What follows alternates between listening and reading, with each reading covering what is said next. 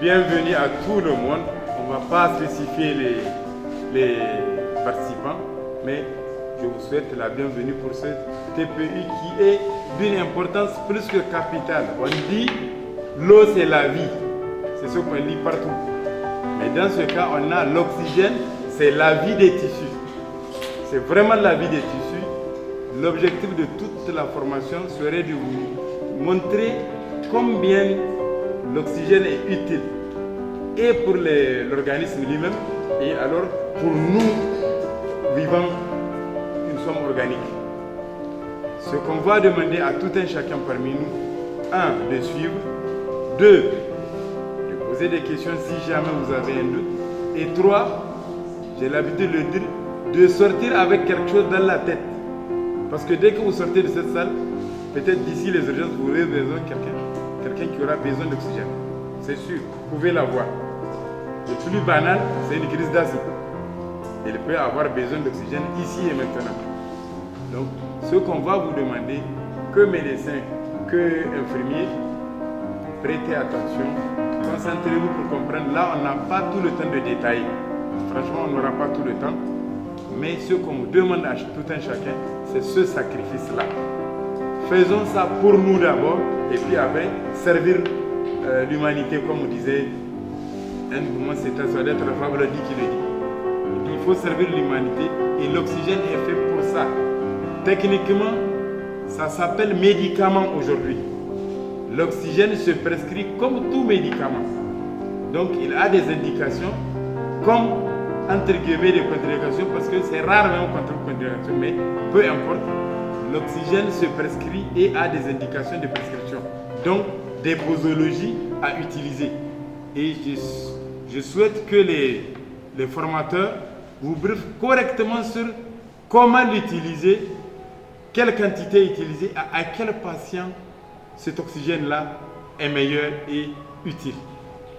Sur ce, je souhaite à tout un chacun une excellente concentration pour suivre et garder quelque chose dans la formation.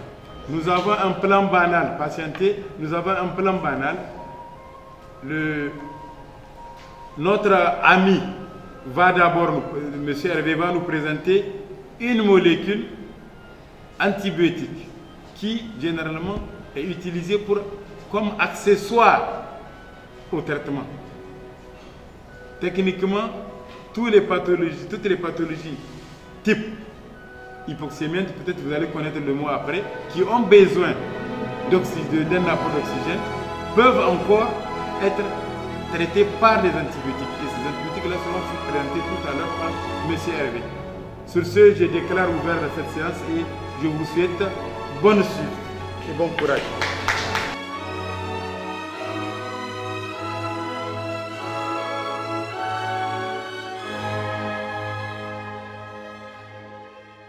Merci mon colonel-major. Bonjour à l'assistance. Au nom des laboratoires Stride Pharma, je vous souhaite la bienvenue. Assalamu alaikum, Sanou, Wafofo, Lafia, Matole, Ouche Ouche, Jamouali, bonjour. J'espère n'avoir oublié personne. Je salue chacun et tous. Alors, intérêt des antibiotiques du laboratoire Stride Pharma. Définition.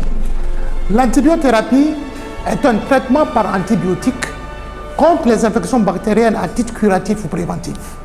De ce fait, il y a deux types d'antibiothérapie, en l'occurrence l'antibiothérapie curative et l'antibioprophylaxie. D'abord l'antibiothérapie curative. Elle s'impose lorsque les symptômes que le malade ne peut plus combattre, l'agent infectieux, avec ses seules défenses immunitaires. L'antibiothérapie permet alors d'arrêter la multiplication des bactéries ou leur destruction. Quant à l'antibioprophylaxie, elle a pour objectif de s'opposer à la prolifération des bactériennes afin de diminuer le risque d'infection sur le site de l'intervention chirurgicale. De ce fait, la consultation préopératoire constitue un moment privilégié pour la prescription d'une antibiothérapie. Nous avons posé le débat, étant donné que nous sommes en service d'anesthésie et réanimation, nous allons voir avec les diapos qui vont suivre dans quelle mesure nos antibiotiques, les antibiotiques Stride peuvent contribuer à gérer aussi bien l'antibiothérapie curative que l'antibioprophylaxie. Quels antibiotiques prescrire? En antibiothérapie, les solutions proposées par le laboratoire Sares Pharma sont d'une part la bétazidime 1 gramme boîte 1 flacon injectable, d'autre part le clavicin 1,2 injectable boîte de 1 flacon. Il s'agit de votre association d'amoxicilline et d'acide clavulanique. Et de plus, il propose ceftriaxone 1 gramme injectable, votre ceftriaxone. J'allais revenir sur la bétazidime injectable pour dire qu'il s'agit de votre ceftazidime, une nouvelle molécule qui fait son entrée sur le marché nigérien. Alors, qu'est-ce que c'est que d'abord la bétazidime, boîte de 1 flacon? La bétazidime, 1 gramme boîte de 1 flacon injectable, c'est votre nouvelle molécule de ceftazidime, un antibiotique de la famille des bêta-lactamines et du groupe des céphalosporines de 3e génération, voire de 4e génération, préconisé chez les sujets malades de tous âges. La bétazidime injectable sauve des vies lorsqu'un traitement antibiotique probabiliste s'impose dans les infections potentiellement mortelles et lorsque le pronostic vital est engagé par une infection nosocomiale. Bétazidime 1 gramme boîte de 1 flacon injectable est active sur les staphylocoques sensibles à la méticilline et les streptocoques. Bétazidime 1 gramme boîte de 1 flacon injectable résiste contre les souches productrices de bêta-lactamase, d'où son efficacité dans le traitement des infections à gram négatif. Enfin, bétazidime 1 gramme boîte de 1 flacon injectable a une activité supérieure sur le Pseudomonas aeruginosa, contrairement aux autres. Le Pseudomonas aeruginosa qui est un germe particulièrement redoutable et redouté en milieu hospitalier. Administrée en monothérapie, la bétazidime 1 gramme boîte d'un flacon injectable donne une meilleure réponse clinique dans les infections nosocomiales comparativement à l'association ceftriaxone-tazobactam, qui est un inhibiteur de bêta-lactamase. Donc vous voyez, à utiliser seul, il est de loin supérieur à la ceftri, même quand la ceftri est associée au tazobactam ou à un inhibiteur de bêta-lactamase.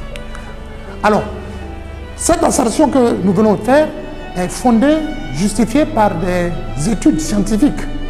Ici, par exemple, nous avons comme source le journal américain de chimiothérapie année 2006, le journal américain de maladies infectieuses année 1993, qui nous révèle des réponses cliniques dans les effets des infections nosocomiales à l'issue d'une étude comparative entre ceftazidime, la bétazidime et l'association ceftriaxone-tazobactam.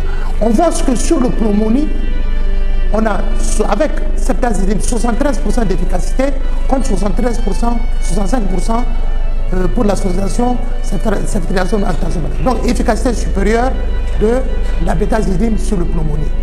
En cas de septicémie, 73% d'efficacité en faveur de bétazidime contre 59% d'efficacité pour ceftriaxone. Donc l'écart est net et clair.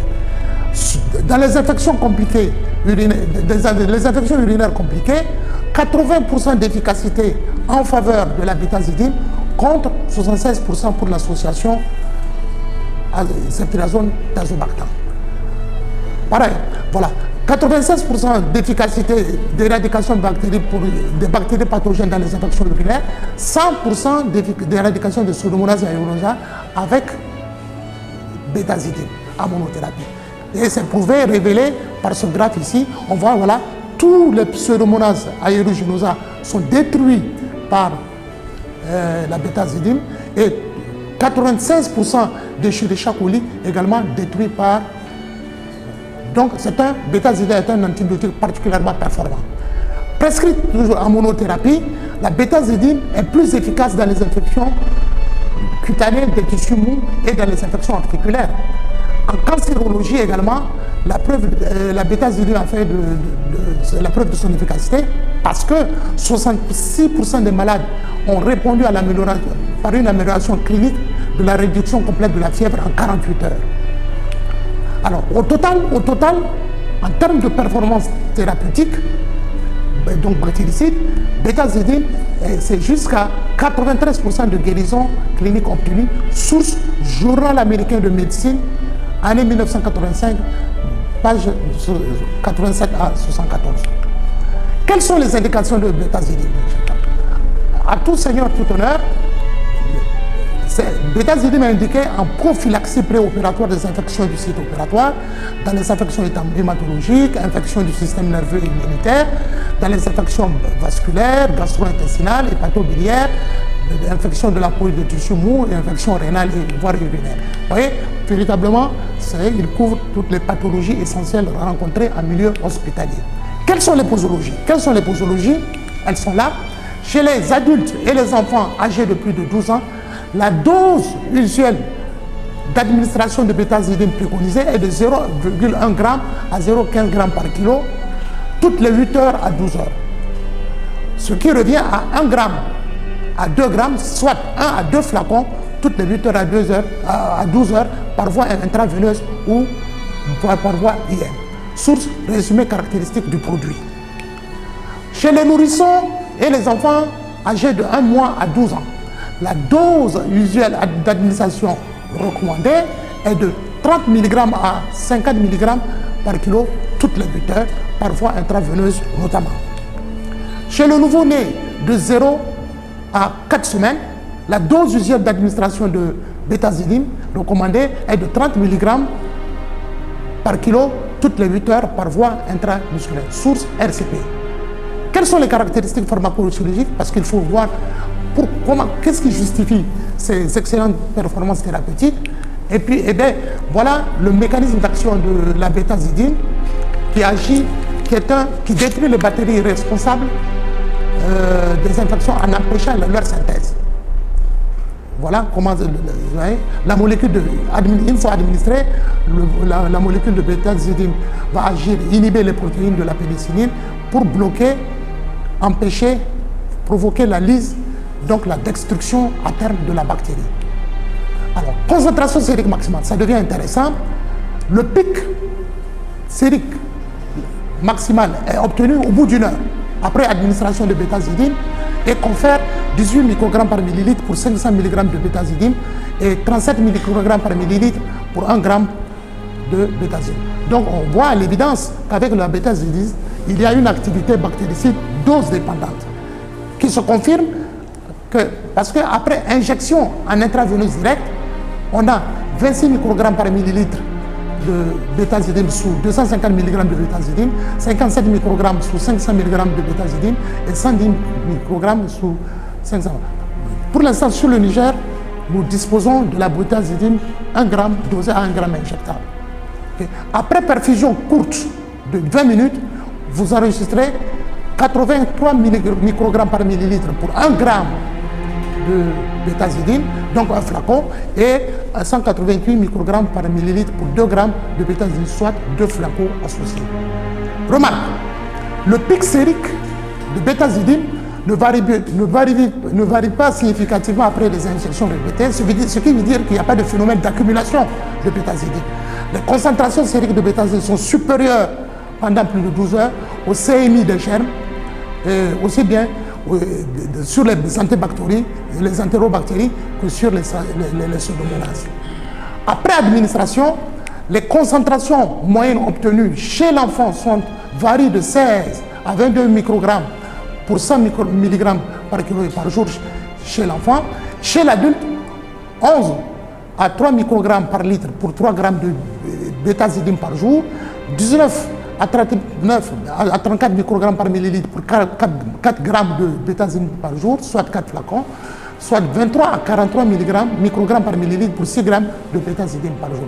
Voilà détaillé les schémas, les posologiques de bétazidine injectable. Alors, elle se caractérise bétazidine par une longue durée d'action qui est due à 3 critères. D'abord, la bétazidine a une demi-vie d'environ 2 heures en moyenne.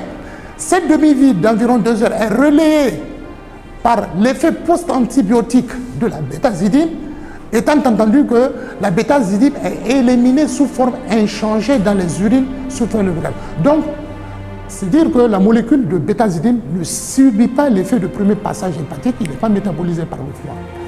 Et enfin, le troisième critère qui milite en faveur de la longue durée d'action thérapeutique de bêtazidine, c'est la biodisponibilité de bêtazidine qui va jusqu'à 90% de la dose initiale à l'utilisation. C'est-à-dire qu'à l'issue de l'absorption, de l'administration du produit et à l'issue du passage hépatique, jusqu'à 90% de la dose initiale ingérées, administrées, sont récupérées, assimilées par l'organisme. Voilà. Quelle conclusion retenir? Issu de laboratoire Stryve Pharma, bêtazidine 1 gramme boîte d'un flacon injectable sauve des vies en antibiothérapie chez les sujets malades de tous les âges, lorsque le pronostic vital est engagé et qu'un traitement antibiotique probabiliste s'impose dans les infections potentiellement mortelles, tout est dit. Voilà donc, docteur, présenté bêtazidine, dont le flacon coûte 11 400 francs. Je suis à votre disposition pour d'éventuelles questions.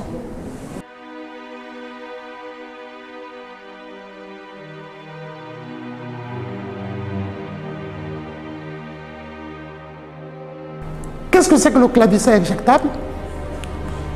Clavicin 1,2 g injectable boîte d'un flacon, c'est l'association de amoxicilline 1000 mg plus acide clavularique 200 mg qui agissent en synergie d'action contre les bactéries, y compris contre les souches productives de bêta-lactane.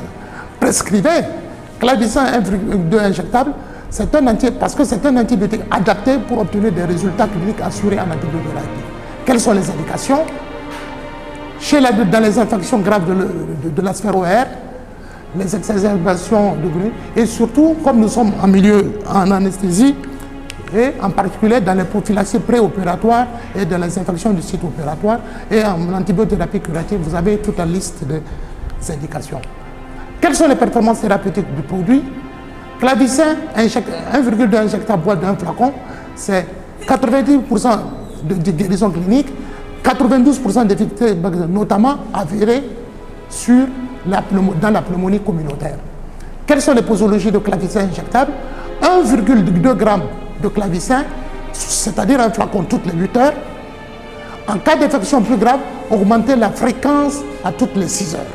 Vous apprécierez en fonction de l'état clinique du patient. Chez les enfants, ça c'était chez les adultes et les enfants de plus de 12 ans.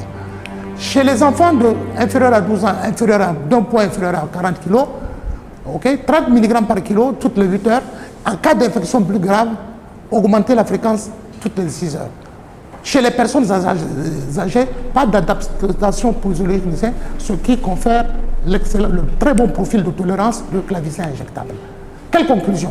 En conclusion, prescrivez clavicin 1,2 lorsque les infections sont sensibles à l'amoxiclave. Prescrivez clavicin 1,2 g injectable, qui est l'association de amoxicilline 1000 mg plus acide clavularique 200 mg qui agissent en synergie pour une activité antimicrobienne puissante. Prescrivez clavicin 1,2 g qui est la garantie de résultats positifs assurés. Voilà présenté clavicin dont le flacon ne coûte que 3 500 francs. C'est bon. Merci.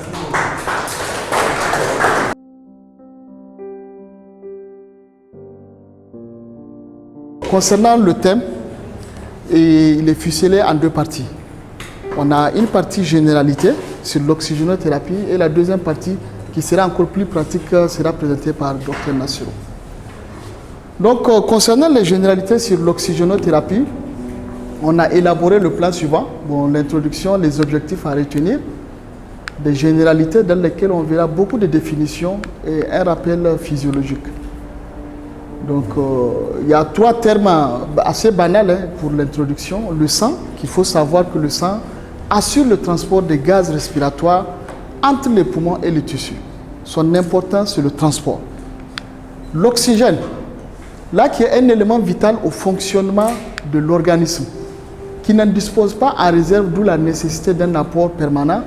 L'organisme n'a pas de réserve en oxygène. On n'a aucune fonctionnalité qui peut assurer de l'oxygène ailleurs de l'organisme, qu'en cas de besoin, il peut l'utiliser comme donc le glucose et autres éléments.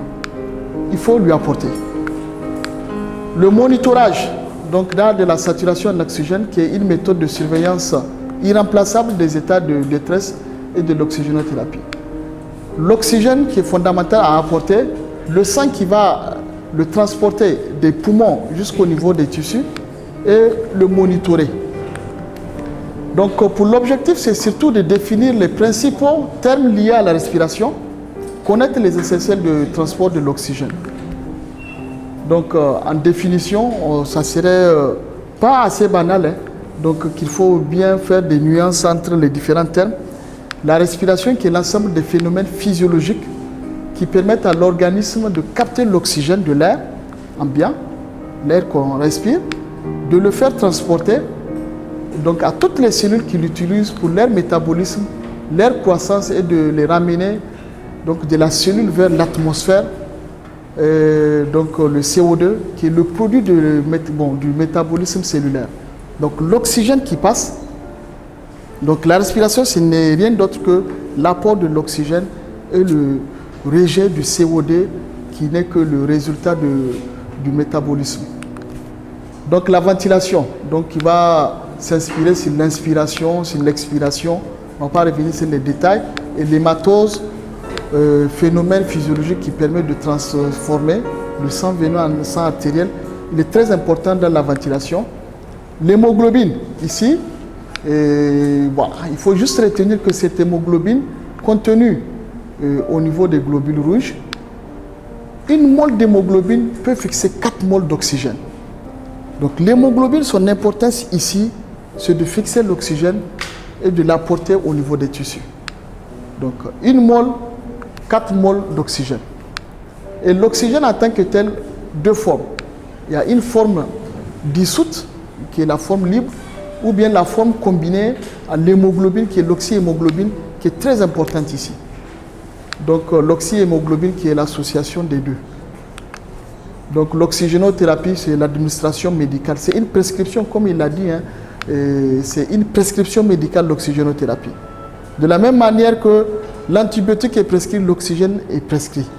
Mais le prescrire comment, à qui, comment le faire, quand est-ce qu'il faut arrêter, comment le surveiller.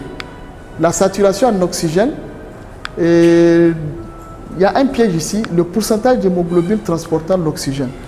Exemple, si on me dit l'oxygène, je suis à une saturation à 98%, ce n'est pas 98% de mon sang qui est oxygéné, c'est plutôt 98% des hémoglobines présentes dans l'organisme sont saturées donc, en oxygène. Donc c'est le pourcentage de l'hémoglobine transportant l'oxygène. Il faut faire la nuance aussi. L'oxymètre de pouls, donc que vous allez voir en pratique, qu'on appelle le saturomètre, permettant de monitorer. Le concentrateur d'oxygène aussi, un dispositif que vous allez voir donc plus largement là-bas. Les deux termes, l'hypoxémie. L'hypoxémie, c'est la baisse de l'oxygène transporté dans le sang. Donc l'hypoxie, donc qui constitue la baisse de l'oxygène est émise dans le sang, qui est différent de l'hypoxie, qui est la baisse de l'oxygène délivré au niveau des tissus. Hypoxémie, c'est dans le sang. Hypoxie, c'est au niveau des tissus. Il y a beaucoup qui font l'erreur, donc ils mettent un saturomètre, et on est à 88%, on dit on est en hypoxie. Non. L'hypoxie, c'est surtout plus clinique. S'il y a des manifestations, si mon patient il désature et qu'il a une obnubulation, je peux penser à une hypoxie cérébrale. Alors que l'hypoxémie, il faut des gaz de sang.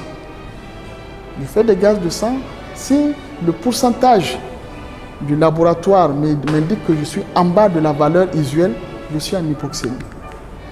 Donc, après, c'est tellement savoir un peu le transport de l'oxygène qu'on va voir surtout en image. L'oxygène, ici, on a un peu caricaturé donc, avec le schéma comparatif, donc la membrane alvéolo-capillaire qui divise un peu le transport de l'oxygène, non seulement au niveau des poumons, ici au niveau sanguin. L'importance de ce système, c'est d'apporter de l'oxygène des voies aériennes. Donc, je respire, ici l'air inspiré, je vois une pression qui est à 160 en oxygène. Ça arrive au niveau de la trachée, ça baisse un peu. on est à 150. On arrive au niveau de l'alvéole. Au lieu de 150, on se retrouve avec 110. Déjà, au niveau de l'alvéole, on va retrouver une petite réserve du CO2 qui est sur le point d'être évacué, donc à 40. Ici, cette membrane divise, bon, elle fait la frontière entre le respiratoire et le sang. Puisque là, tout ce qu'on a inspiré en oxygène doit passer dans le sang. C'est ça le plus important. On respire, au niveau de la membrane alvéolo-capillaire, il y aura l'échange. Donc ça va passer au niveau de l'artère. Donc vous voyez, de 110, on se retrouve à 100. L'artère qui amène au niveau des organes cet oxygène et la veine qui récupère le sang. Le sang qui a déjà été utilisé au niveau des organes, donc qui est encore plus riche en CO2 et l'oxygène également en 40. Ce n'est pas l'ensemble de l'oxygène qui est déposé. Il y a une certaine fraction qui sont aussi rejetées. Donc c'est la même chose, hein. Donc l'oxygène qui est inspiré depuis l'air qui passe, l'oxygène passe dans les alvéoles. Donc en toi, le sang doit contenir suffisamment d'hémoglobine, puisque tant qu'on n'a pas d'hémoglobine, on ne peut pas transporter l'oxygène. Une mole d'hémoglobine transporte 4 moles d'oxygène. Vous voyez donc, quand vous voyez un patient qui est en anémie à 4-5 grammes, c'est difficile d'avoir une bonne saturation. C'est difficile. Donc, l'image ici encore repris, plus largement, ça c'est au niveau des vaisseaux, donc vasculaires, et là l'oxygénation au niveau des alvéoles. Donc l'alvéole qui apporte de l'oxygène et le sang qui dégage le CO2 après le métabolisme. Pour le transport de l'oxygène, il y a 3 formes, mais la forme la plus importante dans ce contexte, c'est la forme qui se trouve au niveau des vaisseaux, qui est l'oxyhémoglobine, l'association de l'oxygène et de l'hémoglobine.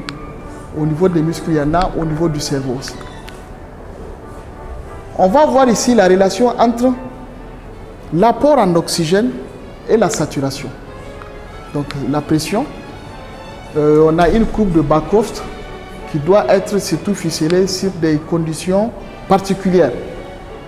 Ça a été fait chez un patient qui a 15 grammes avec un pH à 7,40, température 37 degrés Celsius, la PaO2, la PaCO2 40 mm de mercure, avec un volume d'oxygène de 5 litres par minute. Voilà cette courbe. On a ici en abscisse la pression en oxygène qui correspond à un volume d'oxygène et en ordonnée la saturation. C'est pour voir ce que j'apporte en oxygène, qu'est-ce que ça peut me permettre au niveau de la saturation. On a scindé en 2 parties. Vous voyez, à partir de 60 de pression, ça correspond ici en ordonnée 90. Donc entre 60 et 100 mm de mercure de pression d'oxygène, je me retrouve entre 90 et 100% de saturation. Vous voyez ici, la courbe elle est assez plate. Donc à partir de 100 mm de mercure de pression d'oxygène, je peux être efficace, puisque minimum je serai à 90%. Mais en dessous de 60, vous allez voir, la courbe est raide. On descend, on descend. On va se retrouver entre 90 et 31% de saturation. Pourtant, une petite réduction à partir de 60 de la pression, on a une désaturation importante. Ce qui veut dire ici, une bonne pression apporte de l'oxygène assez efficace dans les bonnes conditions, permet de bien faire saturer le patient. Si la pression n'est pas dans les normes, peu importe, on ne peut pas être efficace et les conséquences qui vont venir seront délétères pour le patient. Voilà. Bancroft se retrouve encore ici. On est toujours ici à 100%, donc à 100%, à 100 mm de mercure de pression. Ici 100%. Là où la courbe est plate, c'est à partir de 60. À partir de 60, elle est plate. Et après 60, elle est raide. Donc même si on réduit la pression jusqu'à 60, on est sûr d'être dans une efficacité au niveau de la saturation. Mais dès qu'on est en dessous de 60 mm de mercure, la désaturation est brutale. En ce moment, on a notre patient qui est bien oxygéné, qui est bien. À partir de 80, vous voyez, ça commence à chuter. Le patient dégringole un peu. À partir de 60, non, ici 80, à partir de 60, là, la courbe devient encore, elle commence à être raide. Le patient commence à sombrer. Pression inférieure à 60%, à 60 mm de mercure, on est sûr qu'on est en dessous de 50% de saturation. Donc notre saturation va dépendre de la pression d'oxygène, donc du volume que j'apporte au patient. Et pour que ça soit bien distribué, en dehors de l'oxygène que j'apporte, il y a des conditions que l'organisme doit respecter pour que les tissus soient bien oxygénés. Ça va dépendre de la qualité de l'air ambiant. Quelqu'un qui est dans cette salle ou bien dehors, je suis sûr, dehors on peut respirer mieux qu'ici. Mais ce n'est pas des conditions délétères, aucune inquiétude. La mécanique ventilatoire, les échanges alvéo-capillaires. Donc chez le patient, exemple, qui a un traumatisme thoracique ou bien qui est asthmatique, déjà avec une infection chronique au niveau respiratoire, la mécanique ne peut pas être aussi efficace que chez un patient qui n'a aucun antécédent au niveau respiratoire. Le transport de l'oxygène qui dépend aussi du débit cardiaque et du taux d'hémoglobine. Il faut avoir un cœur assez bien pour penser à avoir une saturation satisfaisante. En cas de cardiopathie ou bien d'atteinte cardiaque congénitale, l'oxygénation n'est pas toujours assurée. Même si vous apportez 12 litres par minute, on peut ne pas être efficace puisque les conditions ne sont pas réunies. Donc, traitez la cause d'abord. Le métabolisme cellulaire, le transport du CO2. Donc, il faut qu'on trouve un mécanisme pour dégager le CO2 issu du métabolisme cellulaire. Donc, là, je m'arrête pour que la partie pratique soit présentée. Merci.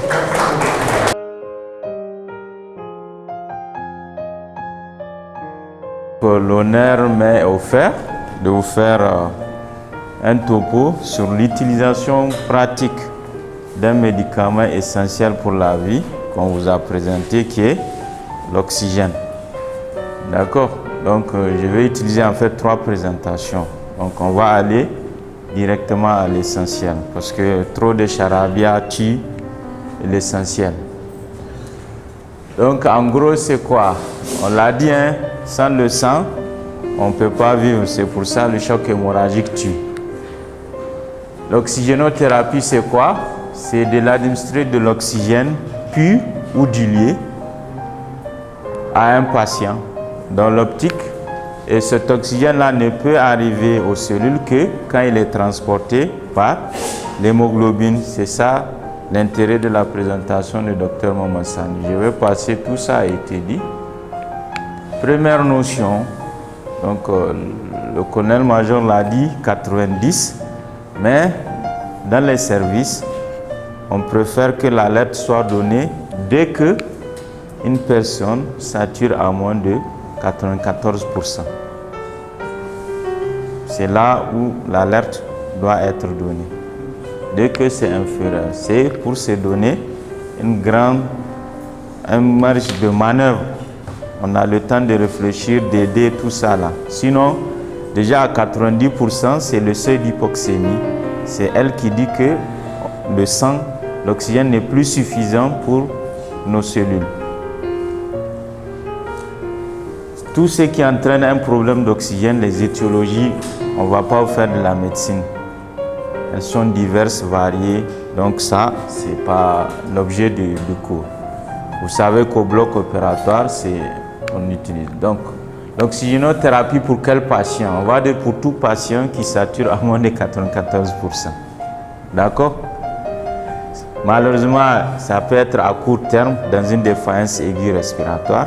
Et vous savez qu'il y a même des gens qui vivent de façon continue avec les respirateurs à la maison, au travail, dans les transports publics. Donc, ce n'est pas un problème. Donc, je pense que l'objectif du cours même est ici. Pour administrer de l'oxygène, bien sûr, il faut de l'oxygène. Déjà, Dieu a tout bien fait. Dans l'air libre, on a 21% qu'on respire. Mais quelqu'un qui en a besoin, les 21% ne le suffisent plus. Donc, il y a un système pour enrichir. Il y a un joli système qui existe, c'est le concentrateur qui vous enrichit l'oxygène de l'air ambiant et jusqu'à 98% et 95%. Et puis, soit il y a des machines qui prennent toujours l'air ambiant et qui vont faire sortir de l'oxygène pur, c'est-à-dire 100% d'oxygène. Donc, soit c'est une machine à part avec une distribution murale, comme on a vu dans les différents services, soit on fait comme avant, avec des grosses bouteilles à côté, ce qui est un peu dangereux d'ailleurs. Donc ça, c'est de l'oxygène pur qu'il y a dedans, avec une pression précise, et on verra en pratique qu'il faut un système de mano-détendeur pour que la pression ne sorte pas en grande quantité, puisque on perdra de l'oxygène et c'est dangereux pour le patient.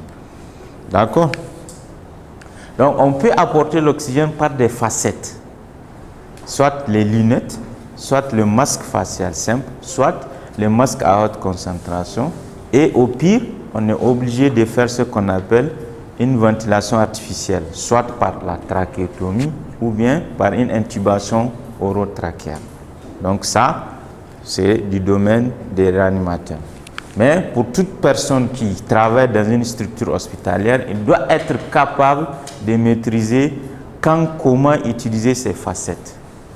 Lunettes d'oxygène, il y a une limite en fait dans le débit. Parce qu'au-delà, on est nocif et on perd l'oxygène. Donc, il est recommandé, ici ils ont mis 6, mais à partir de 5 litres, ça ne sert à rien d'augmenter votre débit.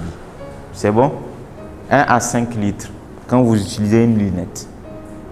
À partir de 5, ça ne sert à rien. Ça irrite les narines des gens. D'accord? On oublie ça, c'est de l'AREA. C'est l'oxygénothérapie haut débit qui a été très développée pendant la crise Covid. D'accord? Je vais revenir ici, c'est pour parler des facettes. Le masque facial simple, ça veut dire, je donne caricaturalement de façon caricaturale. Votre patient, il sature entre 92 et 93%, c'est lunettes d'oxygène. Ça ne sert à rien de lui mettre un masque facial simple, ni un masque à haute concentration. Pourquoi? Quand vous mettez des lunettes, vous enrichissez son FiO2, sa fraction inspirée en oxygène, de 21 jusqu'à 40% maximum. D'accord? C'est ça l'intérêt des lunettes. Donc c'est largement suffisant pour qu'il remonte au-delà des 94, qui est notre seuil d'alerte. C'est bon? Maintenant, malgré que vous mettez lunettes, il continue à désaturer entre 90 et 89. Là, les lunettes, l'apport de FiO2 est insuffisant pour aider à rétablir le gap du manque d'oxygène. Là, vous allez passer au masque facial simple. J'ai dit simple, sans réservoir. Il est là. Lunettes, c'est là. Le masque facial est là. Vous voyez? Il est différent du masque à haute concentration où il y a un réservoir. Et c'est ça qui fait toute la différence. Et là, quand vous utilisez un masque facial simple, vous pouvez enrichir votre taux d'air que le malade respire jusqu'à 60% d'oxygène. D'accord? Et quand vous utilisez un masque facial simple, il faut commencer minimum par 5 litres. Sinon, quand vous commencez par moins, ça ne sert à rien. Et ne dépassez pas 10 litres. Au-delà aussi, ça ne sert à rien. Vous avez compris? Pour être efficace et pour économiser votre oxygène. Maintenant, caricaturalement, le malade d'emblée, il est venu, il est à 110%. Ça ne sert à rien, sauf si c'est ça seulement que vous avez, de commencer par lunettes d'oxygène. Vous allez avoir qu'un gain de 40%. Là, il faut commencer directement par un masque à haute concentration qui vous donne jusqu'à une concentration d'oxygène à 95%.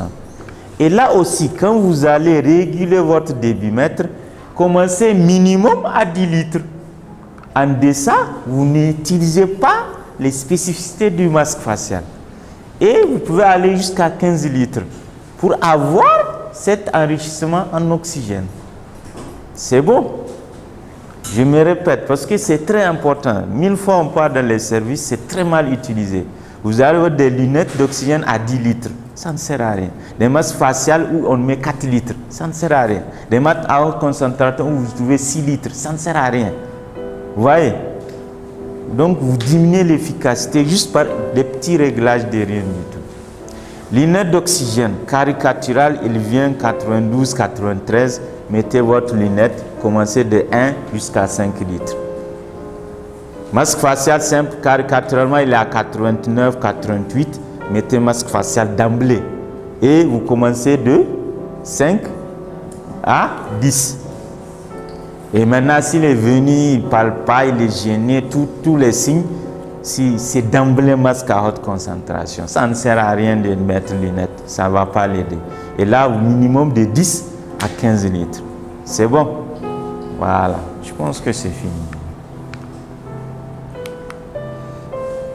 J'ai dit les sources d'oxygène. Soit on a une centrale qui produit, on en avait, on en aura Inch'Allah. Et ça va distribuer dans tout l'hôpital. C'est ce qu'on appelle le système mural. Soit vous avez des bouteilles d'oxygène à côté des malades, ce qu'on a actuellement. Donc il faut vérifier, on verra en pratique tout de suite, la quantité d'oxygène et comment calculer la quantité qui reste. Soit on a un concentrateur. C'est les différentes sources d'oxygène et ça, c'est ce qu'on appelle le débitmètre. Ici, où il y a les chiffres et le mano détendeur qui vous dit la pression qui reste. Et c'est extrêmement important. On perd beaucoup de malades parce qu'on ne regarde pas la quantité d'oxygène qui reste. On tourne le dos, il n'a plus d'oxygène, il est décédé. C'est bon? Donc c'est ce que je dis. C'est bon. Toujours quand vous faites un traitement, il faut surveiller l'efficacité. Dans notre contexte, on reste en médecine clinique. Clinique. Je vous donne une astuce. Tout patient qui vous parle normalement, sachez qu'il respire bien. C'est clair. C'est fini. C'est bon? Tout celui, vous dites, monsieur, ça va, il vous dit ça va, ou vous insulte parce que vous ne l'avez pas bien pris en charge. Soyez content. Votre travail est assuré. C'est bon? La clinique, donc, polypnée. Et puis, on a un monitorage extrêmement intéressant qu'on a, le saturomètre, qui vous donne votre évolution. Donc, il faut surveiller l'efficacité d'un traitement qu'on donne. Ça ne sert à rien d'administrer quelque chose si on ne sait pas qu'on est efficace ou pas. C'est bon? Parce que, pourquoi j'ai dit, s'il s'améliore sous masque à haute concentration pendant un bon bout de temps, il faut penser à faire ce qu'on appelle une désescalade.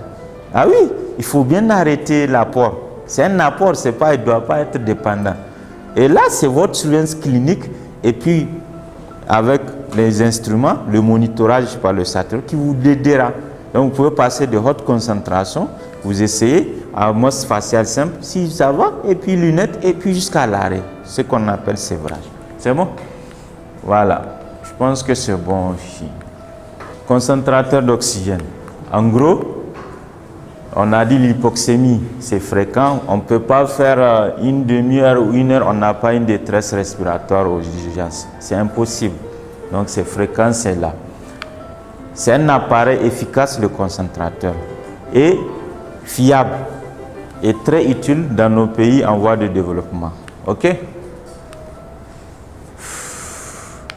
Première notion, c'est qu'il peut enrichir de l'air ambiant qui va rentrer par derrière et de l'air qui va ressortir pour le patient. Il peut enrichir de 21 jusqu'à 95%. Vous voyez que c'est hyper intéressant comme outil. Et je dis, le concentrateur... Oui, il faut me l'amener ici. Le concentrateur, pour marcher, n'a besoin que d'une source d'électricité. Tout le reste, ce n'est pas un problème. Est-ce qu'il ne faut pas? Il faut le monter ici. Ah oui. Tu vas masquer. Mais ici. Bon, il est là-bas, il n'y a pas de souci. Voilà. Donc, ça, comment est-ce qu'il fonctionne un concentrateur? Juste parce que je suis sûr que vous ne comprenez pas le mécanisme qui fait que de l'air normal rentre et puis de l'oxygène pur sort. En fait, ils ont mis des systèmes de... C'est un mécanisme chimique qu'on appelle absorption ici. Ce n'est pas une erreur, ce n'est pas absorption qu'on veut écrire, c'est vraiment ça. C'est un mécanisme chimique qu'on appelle absorption. Donc quand l'air rentre, c'est pour ça que le concentrateur d'office, il doit toujours être minimum à 30 cm d'un obstacle. Parce que quand vous l'allumez, il faut me l'approcher. Attends. Désolé, hein, tu as fait du sport.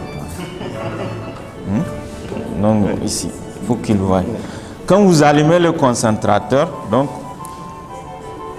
vous voyez ça là, il va aspirer l'oxygène et l'air ambiant pour entrer à l'intérieur de la machine.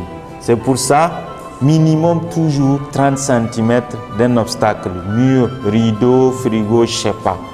Sinon, il ne peut pas aspirer l'air. Déjà, première notion. Donc, quand l'air rentre dans ce concentrateur, voici le mécanisme qui se passe. Donc, c'est comme si on a coupé.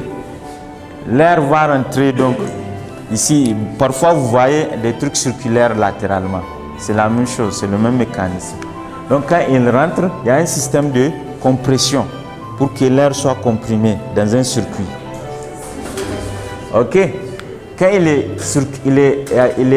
est comprimé, il passe par un système de vannes. Et c'est là où ils ont mis ce qu'on appelle un matériel qu'on appelle la zéolite. D'accord, vous savez, l'air normal, c'est 21% d'oxygène, 79% de monoxyde d'azote. Maintenant, le zéolite là va fixer les 79% de monoxyde d'azote. D'accord?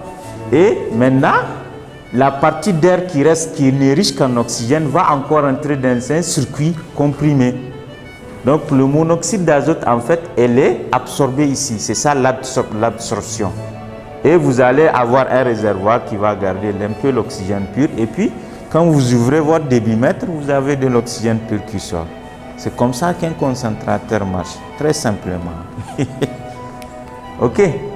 Donc ça, c'est la description. Donc quand ça rentre ici, malheureusement, on ne peut pas le décomposer pour voir tout ce que je vous ai dit. Mais c'est ce qui se passe quand vous allumez et que ça commence à faire le bruit bizarre là. C'est pour faire tout ce schéma là. Ok? Vous voyez, un concentrateur bien fait, il peut fonctionner en continu. Je vous ai dit, seul impératif, il faut de l'électricité. Et vous savez, maintenant, il y a plusieurs façons d'avoir de l'électricité. Soit on compte sur la Nigelex, soit vous faites votre système solaire, soit vous avez votre groupe. Donc, c'est vraiment une panoplie ou bien l'éolienne, il n'y a pas de problème. Il peut produire 24 heures, c'est-à-dire si vous êtes patient, vous pouvez l'allumer 24 heures sur 24, pendant 5 ans, il ne va pas s'arrêter. Vous pouvez essayer. Et l'avantage, il peut être utilisé à tous les niveaux de soins. Quand on dit tous les niveaux, ça veut dire du simple district qui est à la frontière du Nigeria, là, où il n'y a personne, jusqu'à actuellement on est dans un hôpital de référence. C'est ça. Tous les niveaux de soins, il est utile. Et c'est ça qui sauve les enfants là en périphérie, quand ils font leur pneumopathie bizarre. D'accord? Quand je dis ne nécessite que de l'électricité fiable, c'est tout. Bien sûr, c'est de l'oxygène. Il faut savoir qui l'utiliser. Donc, il faut que la personne soit en détresse. Il faut monitorer, etc., etc. Donc, on passe juste côté... Et sachez qu'il y a des appareils d'anesthésie qui fonctionnent avec un concentrateur. Ça vous permet d'éviter tous ces problèmes où l'oxygène est fini. On ne sait pas quand c'est fini. Tout le monde est stressé. Le malade intubé, ventilé, chirurgisé.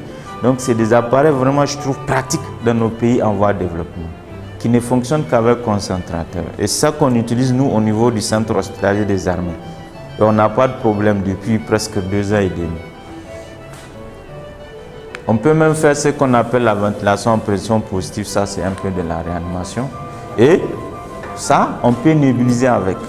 Ces concentrateurs en particulier, vous allez passer, il y a nébulisation. Ce n'est pas tous les concentrateurs. Et on peut même nébuliser. Vous comprenez que quand tu es dans un district où il n'y a rien, avec des enfants en crise d'asthme, etc., avec ton concentrateur, vous allez voir, hein, tu peux non seulement oxygéner un patient et nébuliser un autre patient. Vous voyez, c'est très pratique. Juste, il faut savoir bien l'utiliser. C'est quoi savoir bien l'utiliser? Je vous ai dit les mesures de sécurité. Et puis, comment on appelle ça? La maintenance. Vous voyez, là, c'est ça qui est important. Voilà, il faut déjà être sûr que votre concentrateur, parce que quand vous l'allumez, il y a un système de jeu de couleurs. C'est très important. Il faut que ça soit vert. Vert, ça veut dire que l'oxygène qui sort est réellement de l'oxygène enrichi à 95%. Quand vous voyez du jaune ou du rouge, c'est que vous risquez de ne pas donner de l'oxygène. Il doit y avoir un problème dans le circuit. Donc, ne soyez pas surpris que votre patient ne s'améliore pas. Ça veut dire qu'il ne reçoit pas de l'oxygène pur. D'accord? Donc, il y a aussi le système de pression, ce qu'on appelle le test de barbotage. Quand tu allumes ton concentrateur, tu mets des lunettes d'oxygène et tu mets dans un petit bocal d'eau. Tu vois le bullage qui sort. Si c'est important, c'est bon. Ton concentrateur marche bien. Si vous voyez un peu de bullage où il n'y en a même pas, c'est que vous n'êtes pas... Il y a un souci. Soit vous-même vous voyez là où ça pose problème, ou bien vous appelez le biomédical. D'accord? On va faire ça tout de suite en pratique. Il y a le nettoyage régulier, ce qu'on appelle le pré-filtre. D'accord? Ça là, ça s'enlève. Vous voyez, c'est déjà sale. OK? Vous voyez, ça n'a rien d'important, mais il est très important ici. Parce que c'est de l'air, surtout dans nos pays, il y a la poussière partout. C'est le premier passage pour filtrer que la poussière ne passe pas. D'accord? Donc là, normalement, on doit le nettoyer soit chaque semaine, chaque mois, avec de l'eau on sèche. D'accord? Ce n'est pas le biomètre, c'est nous-mêmes qui le faisons. Et ça, on appelle ça pré-filtre. Et puis il y a le filtre même. Normalement, il vient avec sa réserve de filtre. Donc ça aussi, peut-être annuellement, on est censé le changer, le filtre. Et ça, c'est le pré-filtre. D'accord? Donc tout ça, il faut savoir ça. C'est ce qu'on a montré. Donc selon le type d'appareil, il y a une différence de filtre, quoi. C'est bon, je pense que c'est bon pour le concentrateur. Donc, tout ce temps que nous sommes, on peut être appelé à utiliser une bouteille d'oxygène, soit sur place, soit surtout pour le transport d'un patient d'un point A à un point B. Donc, il est recommandé chaque fois qu'on doit prendre un patient sous oxygène avec une bouteille d'oxygène, de calculer l'autonomie de sa bouteille d'oxygène. C'est médico-légal. Parce qu'il est interdit qu'en plein chemin, on dise que l'oxygène est fini, même si ça nous arrive souvent. D'accord? Donc, l'autonomie se calcule par comment? Donc, chaque bouteille d'oxygène, d'accord? Dès que vous ouvrez ici, bon là c'est ouvert. Dès que vous ouvrez, donc ça suppose qu'il faut que la bouteille soit bien équipée. C'est ça qu'on appelle mano détendeur. Ok?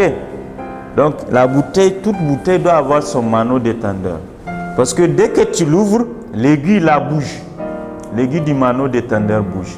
Maintenant, là où ça s'arrête, vous notez le chiffre. Ici, on est à 170, presque 200. On va prendre 200. OK? Donc, le chiffre qui s'affiche, vous notez ça. C'est ça la pression, en fait. Ici. C'est la première pression. Donc, il est à 170 et généralement, c'est en bas. Donc, l'unité importe peu. Si vous ouvrez, l'aiguille s'arrête à 100, vous mettez 100. Si vous ouvrez, l'aiguille s'arrête à 50, vous mettez 50. C'est bon? Multiplié par le volume. Généralement, c'est écrit sur la bouteille, en fait. D'accord? Je pense ici, c'est 12. Hein? Je vois 12. Non, le volume, hein. C'est 12 litres, hein. C'est écrit. C'est écrit sur la bouteille. C'est pas, vous n'inventez pas. Il faut juste lire. Donc ici, c'est écrit 12. Donc on a 150, d'accord, fois 12. Maintenant, vous avez mis soit lunettes, soit masque facial ou masque à haute concentration. Supposons que vous avez mis masque facial simple. Je vous ai dit, on commence par quel débit? Ah, 5 et le maximum. Donc, supposons que vous avez mis 6 litres pour avoir l'objectif de saturation. Je vous ai dit, c'est combien? 94 minimum. Donc, ça veut dire le malade est avec vous. Vous avez mis 6 litres, ça vous a permis d'avoir un objectif de 94. Donc, on a dit, on a 150, n'est-ce pas? Fois 12, calculez. Le débit, c'est 6 litres par minute. C'est ça le 6 là, le débit. Donc, 150 fois 12 sur, ça vous donne combien? 300. Et le résultat là, ça veut dire 300 minutes. Ça veut dire que vous avez 300 minutes d'autonomie. Si vous restez au début de 6, hein, maintenant, ils disent pour la sécurité, ça veut dire pour ne pas être surpris, vous enlevez 10% dans 300. Ça fait combien? 30 co. Donc, votre autonomie, c'est 270 minutes. Vous divisez par 60, vous aurez ça en heure. N'est-ce pas? Donc, c'est ça votre autonomie. Là, par exemple, si c'est pour aller du service de gastro à la radio, sauf si la radio fait un mauvais passe, vous avez tout le temps pour faire votre radio. Maintenant, 270 minutes, si c'est pour aller de Tawa à Niamey, vous savez bien, par voie terrestre, vous savez bien que c'est impossible. Ou bien même de Dosso à Niamey, c'est limite. Dans ce cas, vous allez exiger une deuxième ou une troisième bouteille. Vous refaites vos calculs en fait. Oui, avant de bouger. Donc vous allez prendre l'autonomie calculée en bouteille avant de bouger. C'est bon. C'est ça ce que je voulais vous montrer. Calcul de l'autonomie d'une bouteille d'oxygène. Il ne faut jamais bouger un transport d'un patient sans calculer ça. Sinon, vous allez avoir énormément de surprises. Vous n'allez rien comprendre, le malade de sature en pleine route. Vous ne pouvez plus pas revenir, vous ne pouvez pas continuer. Vous êtes condamné dans le drap, comme disent les Ivoiriens. Voilà un peu ce que je voulais dire. S'il y a des questions, on est là. On espère aussi avoir les réponses.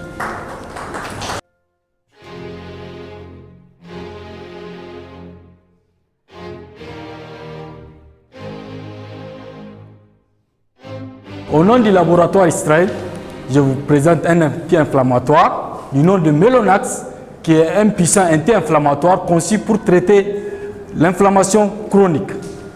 Melonax, d'ailleurs, qu'est-ce que c'est que l'inflammation? L'inflammation, c'est la réaction du système immunitaire vis-à-vis d'une agression externe ou interne. L'inflammation se manifeste par des signes ou des symptômes tels que rougeur, gonflement, sensation de chaleur, douleur pulsatile, voire l'altération du fonctionnement de l'organe touché. De plus, on distingue deux types d'inflammation, à savoir l'inflammation aiguë et l'inflammation chronique. L'inflammation aiguë, c'est la phase précoce de l'inflammation caractérisée par un œdème exudatif, une congestion vasculaire, puis une infiltration du polynucléaire neutrophile. Alors que l'inflammation chronique, c'est la phase anormale de l'inflammation caractérisée par sa persistance dans le temps pendant des semaines, voire des années. Qu'est-ce que c'est que Melonax? Melonax, c'est un puissant anti-inflammatoire conçu pour traiter l'inflammation chronique et disponible en 2 dosages. Melonax 15 mg boîte de 10 comprimés et le Melonax 7,5 mg boîte de 10 comprimés aussi.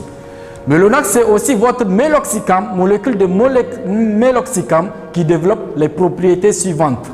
Anti-inflammatoire contre la douleur et l'œdème, analgésique antalgique contre la douleur et antipyrétique contre la fièvre. Melonax, quels sont ses bénéfices patients? Le premier bénéfice patient de Melonax, c'est un soulagement plus durable parce que grâce à 20 heures de demi-vie selon les RCP, comparativement au diclofénac qui offre 1 heure à 2 heures de demi-vie et à ibuprofène qui offre 2 heures de demi-vie selon les mêmes sources RCP. Le deuxième bénéfice patient de Melonax, c'est un soulagement plus efficient parce qu'il a 89% de biodisponibilité selon les RCP, comparativement au diclofénac qui offre 50% et à ibuprofène aussi qui offre 10% de biodisponibilité. Le troisième bénéfice patient de Melonax, c'est qu'il a une meilleure tolérance gastrique et cardiovasculaire. Melonax est un anti-COX-2 préférentiel avec une forte affinité pour la COX-2, d'où il joue le rôle d'un anti-inflammatoire, et une faible affinité pour la COX-1, d'où il a un bon profil de tolérance, comparativement au diclofénac qui a une forte affinité pour la COX-1 et à l'ibuprofène qui a aussi une forte affinité pour la COX-1. Nous allons vous décrire le chemin, le mécanisme de Melonax. Ici, dans le schéma de la cascade des médiateurs de l'inflammation, l'acide arachidonique est le précurseur des deux voies périphériques de l'inflammation, notamment la cyclooxygénase et la lipooxygénase. C'est sur la voie de la cyclooxygénase que vont agir différemment Melonax et les agnès classiques. En effet, au cours de la synthèse de prostaglandine,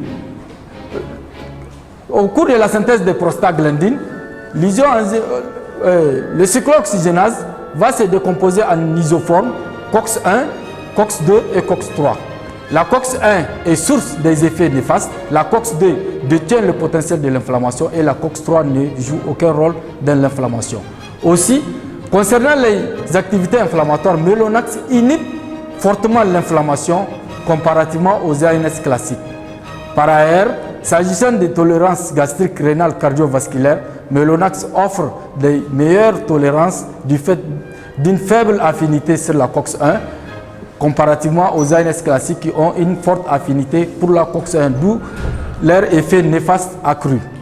Le quatrième bénéfice patient de Melonax, c'est qu'il a une meilleure observance du traitement qui est facile à respecter parce que c'est une seule prise par jour, comparativement au diclofénac et à ibuprofène qui ont des prises multiples.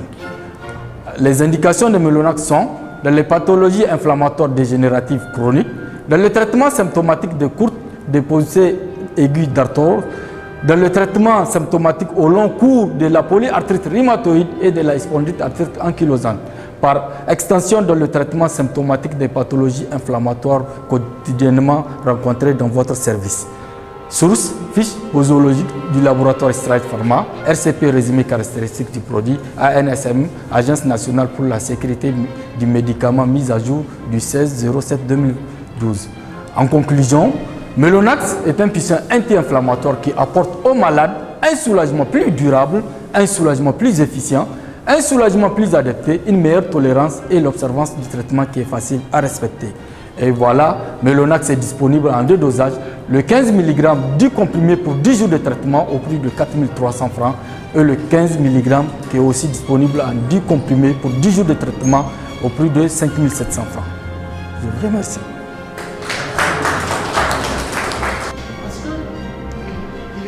qu'il est plus efficace que la citrine, avec laquelle cette citrine risque de plus en plus de résistance, de plus en plus d'échecs thérapeutiques. L'acétazidine a été revu, c'est le but de la recherche fondamentale qui a fait évoluer pour rendre l'acétazidine plus efficace que les céphalospourines antérieures.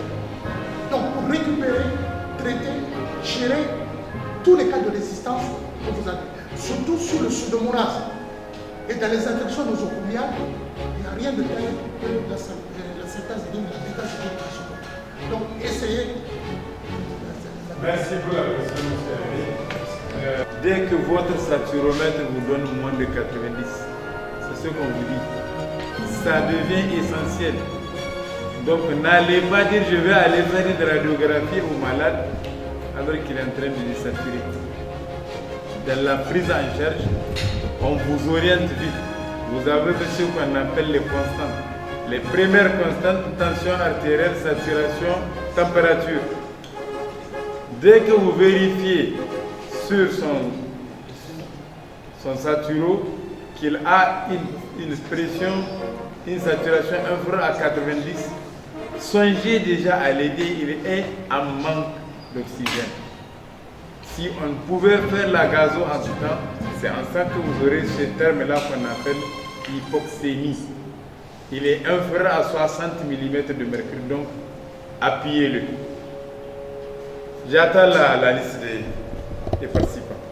Puisque nous, on a la pression, on calcule en même temps le volume disponible, le trajet et le débit d'oxygène délivré au patient. On fait le calcul, ça va nous permettre combien de temps. Combien de temps on va rouler à combien de kilomètres heure en fonction de l'état de route. Jusqu'à la fin, avec 1%, bon, moins de 10% du total, on fait multiplier par 2 à réserver.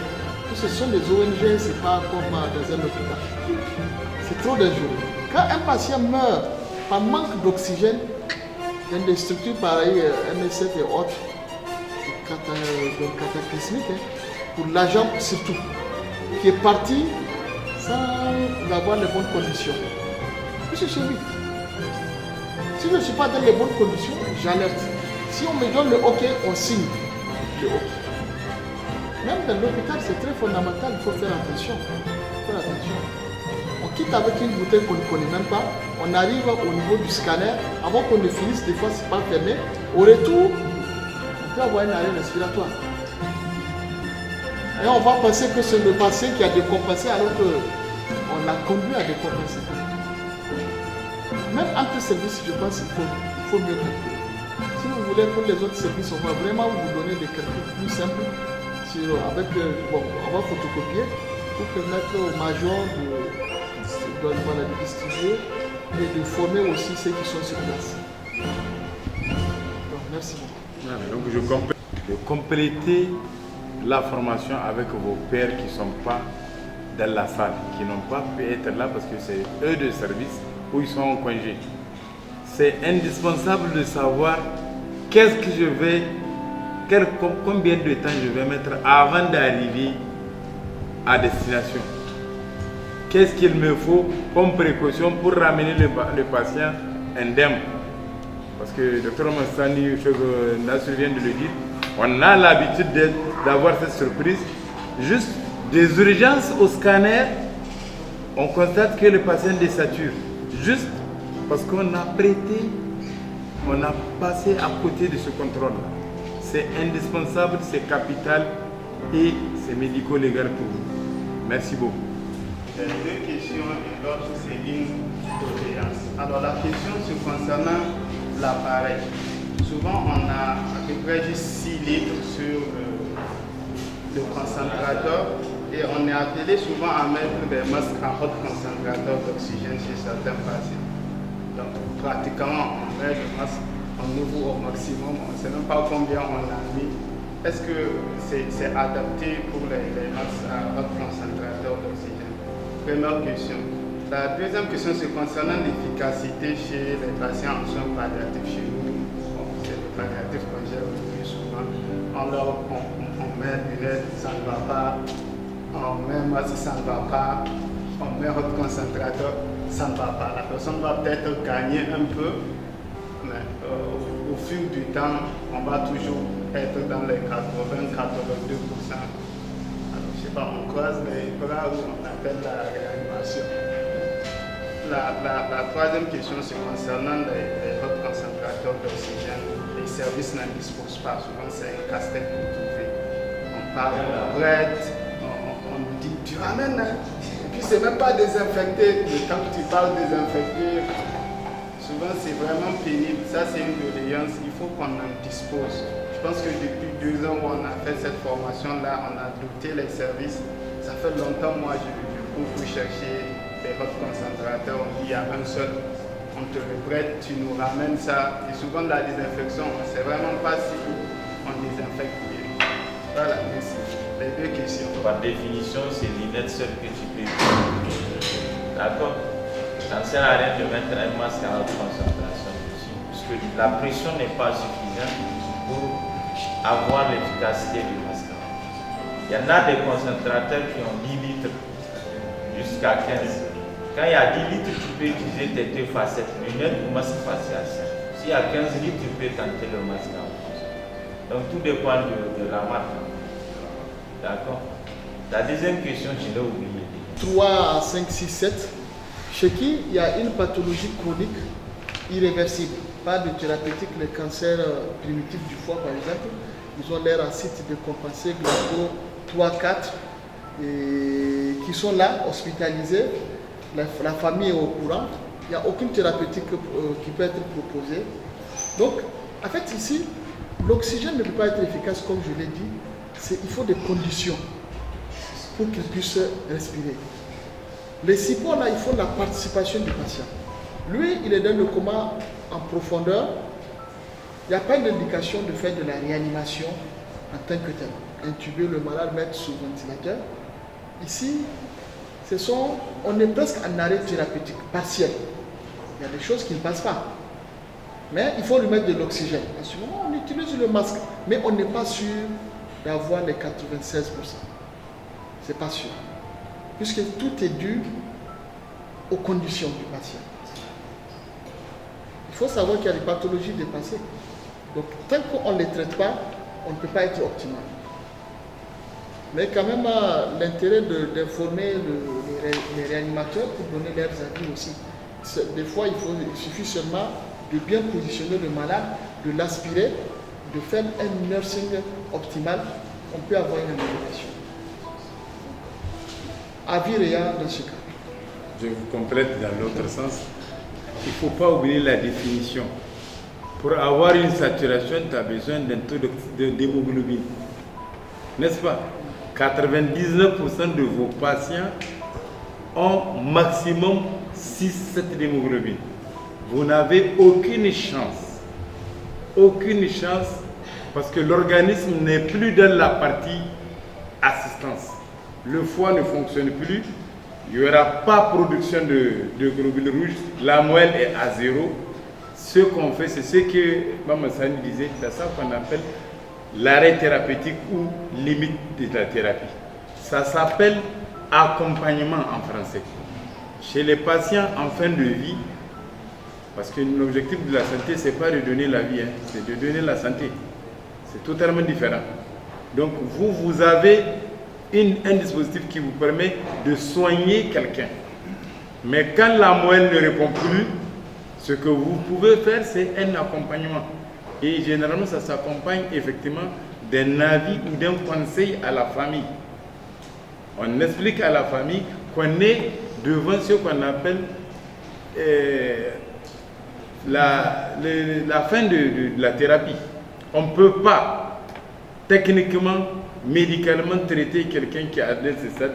Ce qu'on fait, même si vous l'amenez en réa, je suis désolé de le dire, c'est pour augmenter seulement les frais d'hospitalisation.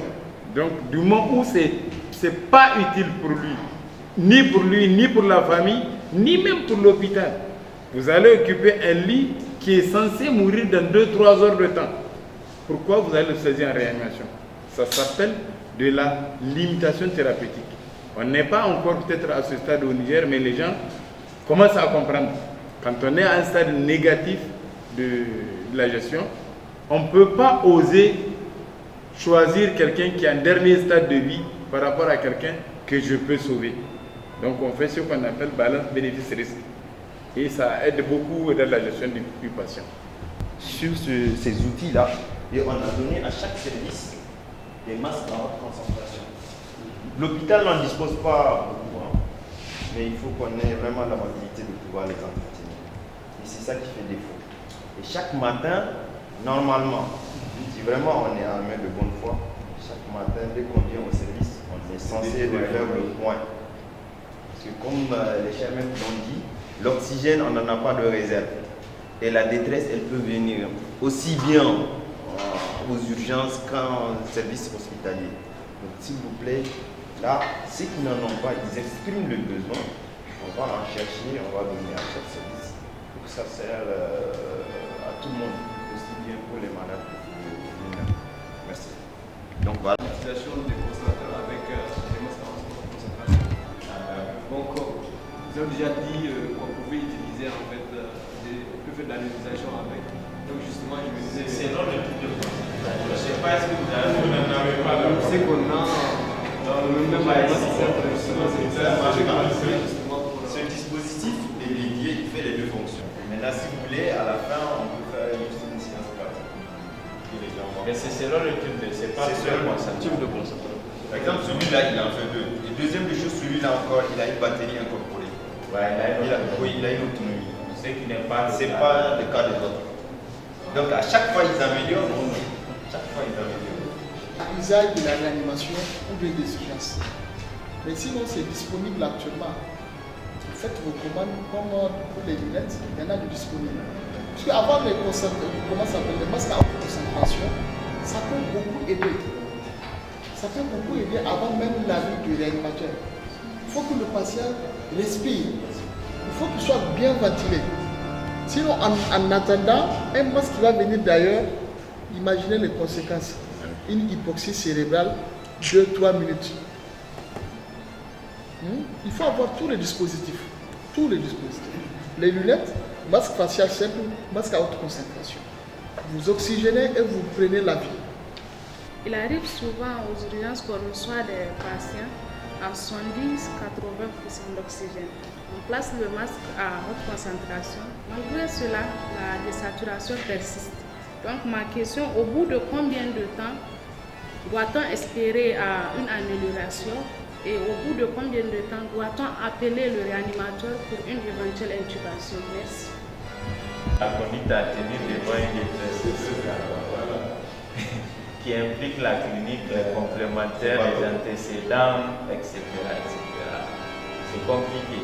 Dans tous les cas, le premier réflexe est de mettre le masque à haute concentration et s'assurer réellement que l'oxygène sort. Parce qu'il faut être sûr, parfois il y a des problèmes, l'essai ne coche pas.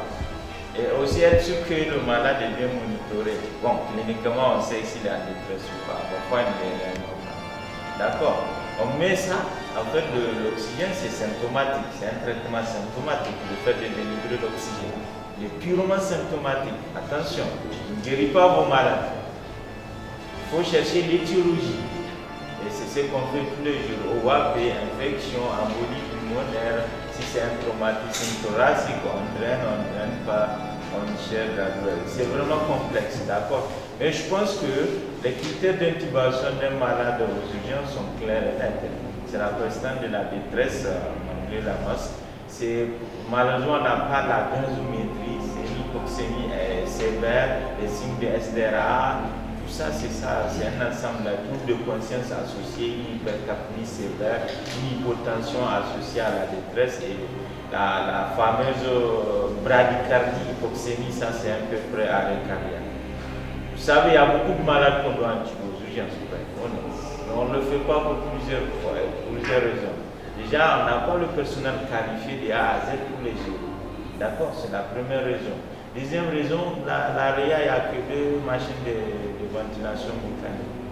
On ne peut pas intuber quelqu'un aux urgences et le garder aux urgences pour ventilation mécanique. S'il y a d'autres patients qui arrivent, on est bloqué. D'accord? Réellement, c'est ça qui limite. Sinon, il y a beaucoup d'indications d'intubation. Bien sûr. Je ne peux pas te répondre, mais c'est la pratique classique. Si ça n'améliore pas, il faut l'intuber. Il n'y a pas une solution. Et traiter le traitement étiologique d'emblée, soit d'orientation, ou bien si c'est évident, on commence. Il y a combien d'OAP hypoxémiques à 80 qu'on a géré en moins d'1 heure? Il y a combien d'embolies pulmonaires à 70% qu'on a intubé? Pendant Covid, là, on a géré combien de 40% d'oxygène? Donc, il n'y a pas de souci. Un petit rajout aussi sur l'utilisation pratique du masque à haute concentration. Juste cette poche-là, c'est une poche à oxygène. Il faut qu'elle soit remplie. Et dès qu'elle est remplie, vous l'appliquez au patient.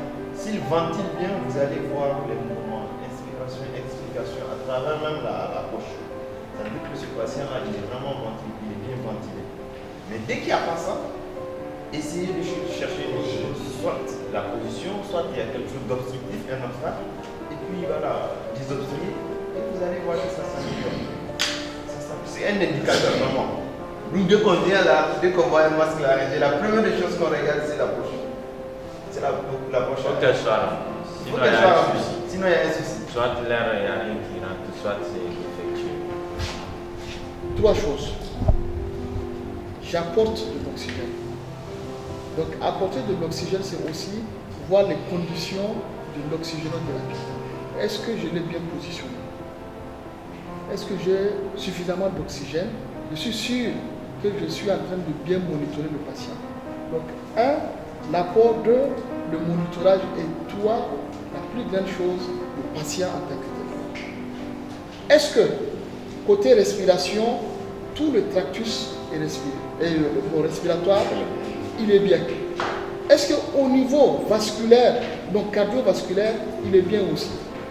Donc, d'où l'embolie pulmonaire qu'il faut chercher, l'OAP, le traumatisme en cas de contusion pulmonaire. Et voilà, il faut aspirer le patient. Il faut dégager, donc avoir les meilleures conditions pour bien oxygéner. Au cas où on n'arrive pas, vraiment la vie est amenée à une intubation. Des fois, même quand les conditions ne sont pas bien remplies, on peut intuber un malade et ne pas bien le ventiler. Donc ces conditions-là qu'il faut chercher, c'est ça même la pathologie en tant que telle qu'il faut traiter.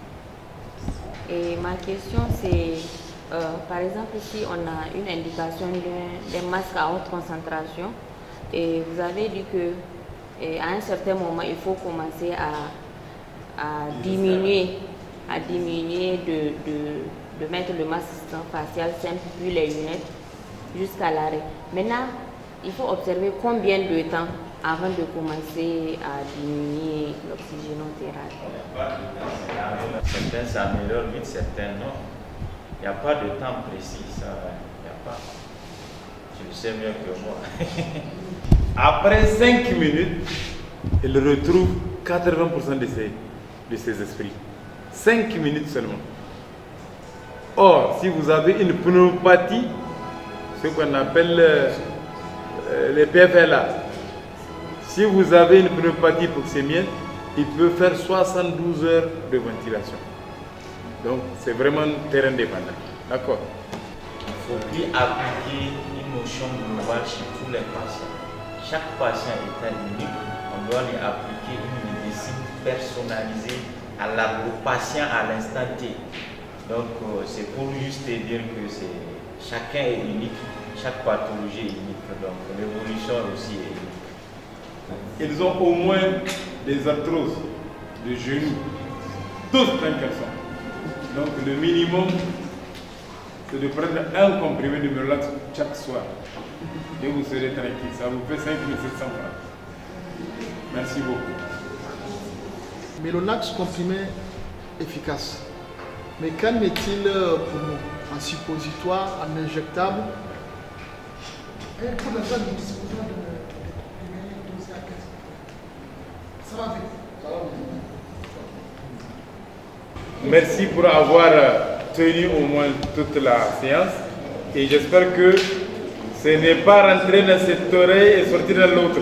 S'il vous plaît, l'oxygène est vital pour les tissus. Et vous l'avez à portée de main. Alors, faites-en un bon usage. Sur ce, on va libérer tout le monde et bon week-end à tous.